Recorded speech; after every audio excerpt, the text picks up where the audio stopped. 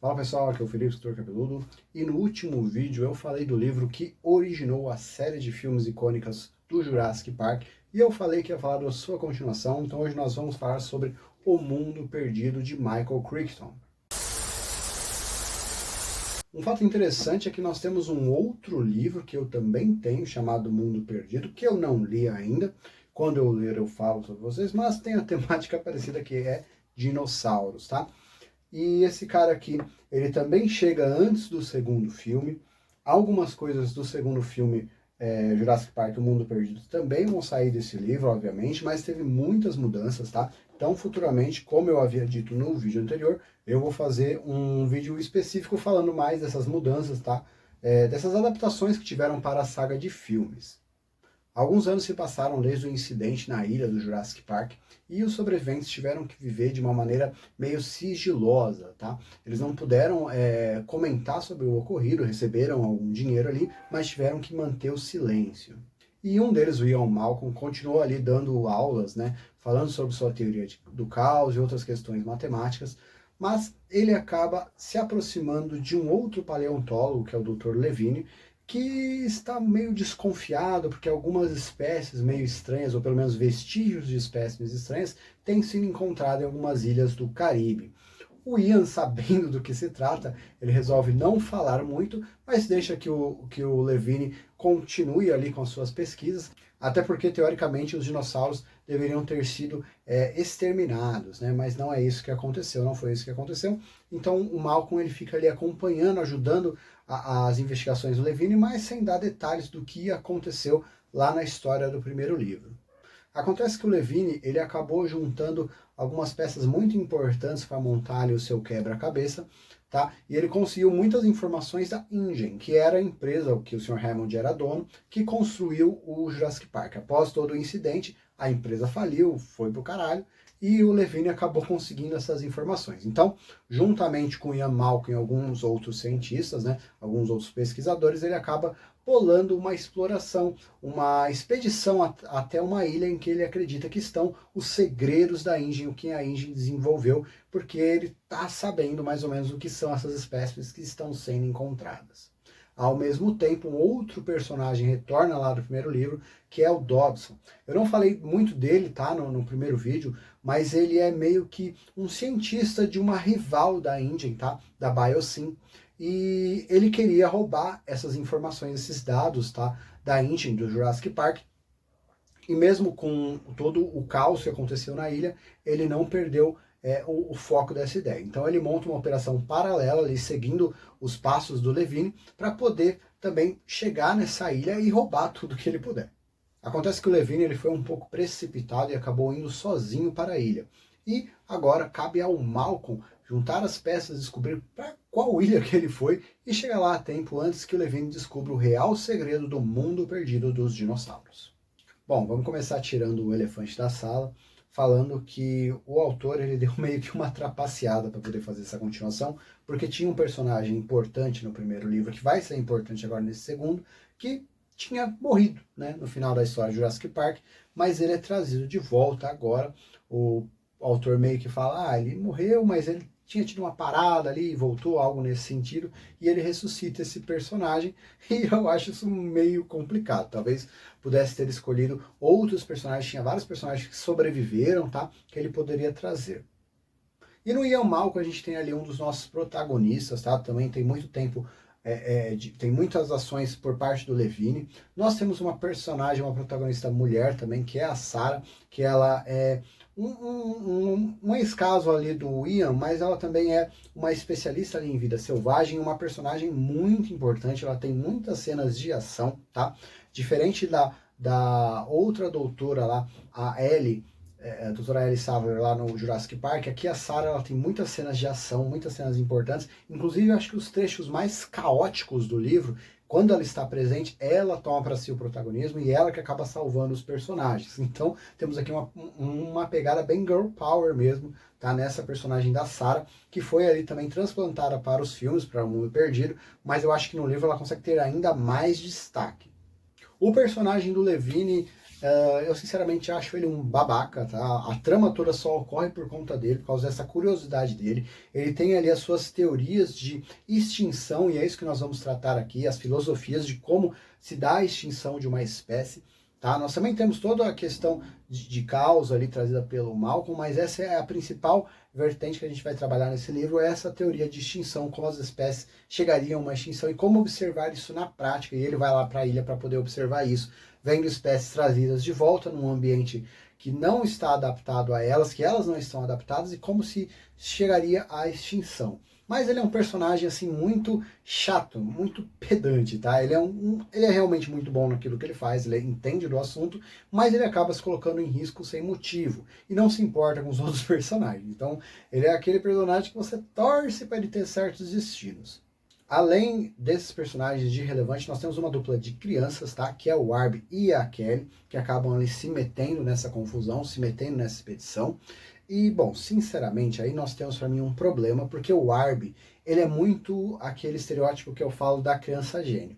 Então ele traz algumas soluções, tem alguns comportamentos que para mim não são condizentes muito com a idade do personagem. Isso me desagrada muito. A Kelly eu acho que ela é mais boa, é mais tranquila. Porém, tem uma cena que ela contracena com a Sarah, que, meu Deus, é uma cena assim que não, vamos dar um empoderamento aqui pra menina e tal. Só que, cara, é uma estupidez a cena, tá? Eu não vou falar o que ela é, qual é a cena exatamente, mas é uma cena que eu não gosto. Ela tá envolvido, para você que leu, quando chegar nessa parte, talvez você me entenda, é uma cena que está apenas as duas personagens e uma moto. E uma arma. É só isso que eu tenho para dizer. Tá? Então, é uma cena que eu achei, tipo, mano, pra quê? Não tinha necessidade, mas tudo bem.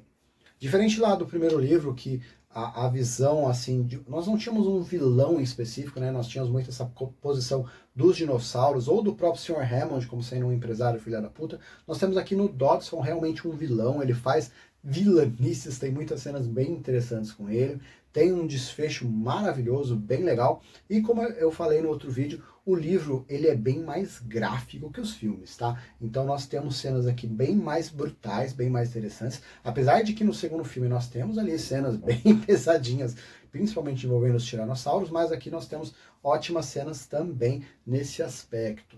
Infelizmente, nós temos, continuamos com aquela ideia, não sei de quem, de colocar gráficos e tabelas no meio do texto, no meio do livro. A questão é que agora deu uma atualizada, né? Passou uns tempos do primeiro livro, então as coisas estão um pouquinho esteticamente mais agradáveis, mas ainda assim tem essa questão, essa característica um pouco realmente diferente nesses livros do Jurassic Park, tá? E agora o que interessa, os dinossauros, isso também tem pontos positivos e negativos. Tem ali algumas explicações. Primeiro é bom pontuar que esse livro ele é menos técnico do que o primeiro, tá? É muito mais uma aventura, tem muito mais ação, mas os dinossauros aqui, eles estão cada vez mais se afastando de uma figura de um animal e indo realmente para monstros, porque você tem muitas cenas de violência ali, interação entre eles mesmos, que é uma coisa muito exagerada, muito exacerbada, que talvez não tivesse esse aspecto se fosse um livro mais realista. Mas, como eu falei, Jurassic Park e O Mundo Perdido, apesar de ele trazer toda uma crítica, ele também é basicamente um livro, uma história de monstros, tá? Uma história de interação da humanidade com criaturas que ela desconhece. Então, acho que a gente pode relevar esse aspecto, mas aqui os dinossauros têm certos momentos que eles têm comportamentos muito estúpidos, e isso me incomoda um pouco. Uma coisa que eu não citei lá no primeiro livro, mas que não me incomoda e também não me incomoda nesse segundo livro, é o fato de você não ter exatamente uma precisão, tá, com relação aos dinossauros, com o que eles seriam fisicamente no mundo real. Até porque, tipo, o livro ele é datado nesse aspecto, o primeiro já era. Alguns animais você poderia configurar como sendo outras espécies do que ao invés daquelas que são retratadas no livro, mas especialmente lá nos filmes, os filmes chutam o pau da vaca nesse aspecto. Mas tudo bem, porque aqui nós temos criaturas e, como eu falei, assim como o comportamento delas pode não ser muito condizente, as suas, o seu físico, o seu porte, o seu tamanho, a sua aparência em si, ela não é realmente realista, porque fica bem claro que eles queriam criar um espetáculo, eles queriam, os cientistas do parque, né, queriam criar criaturas que chamassem a atenção. Tem até certos pontos, principalmente lá no primeiro livro, que esses animais são descritos que eles são mais violentos do que eles seriam na verdade, justamente para atrair mais a atenção, e nós continuamos com isso aqui. Nós temos ali outros dinossauros que não aparecem na franquia, ou pelo menos não na primeira parte dela. É uma ótima cena, por exemplo, com os Carnotauros aqui, mas que depois alguma coisinha a gente vai ver que respinga lá nos filmes, então é interessante, como eu falei lá no Jurassic Park, essa franquia de filmes, ela ainda se alimenta de muitas cenas que estão nos livros, no primeiro e no segundo, porque são dois livros bem interessantes. Eu acho o primeiro um pouquinho melhor, porque é uma ideia nova, né? Aqui a gente não está a gente partiu de um zero, né? Então é mais interessante a criatividade. Esse segundo é mais fluido, tá? Porque não tem tanto essa parte técnica, porém ele parte de uma premissa, uma trapaceada ali do autor. Então isso aí me incomoda um pouquinho, mas no geral é um grande livro, é um bom livro, tá? Eu acho que é um acerto do Michael Crichton. E não teve uma continuação depois disso, pelo menos não que eu saiba.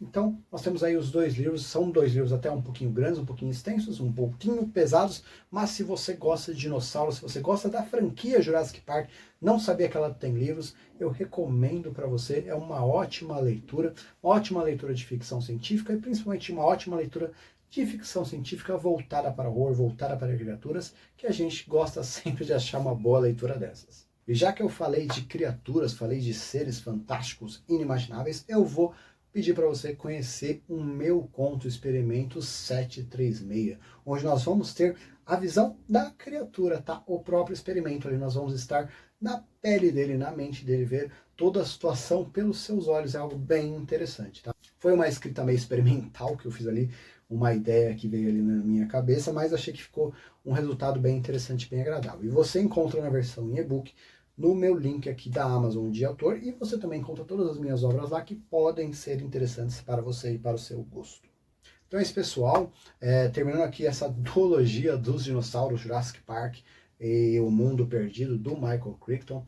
Futuramente vou fazer um vídeo, como falei, falando ali das diferenças, tá, dos filmes para os livros, e também logo mais trazer mais livros de dinossauros, porque é um assunto que eu gosto bastante. Mas curte esse vídeo, compartilha, comenta aí quais foram as suas experiências negativas e positivas com esse universo de Jurassic Park, e nos vemos até breve no próximo vídeo.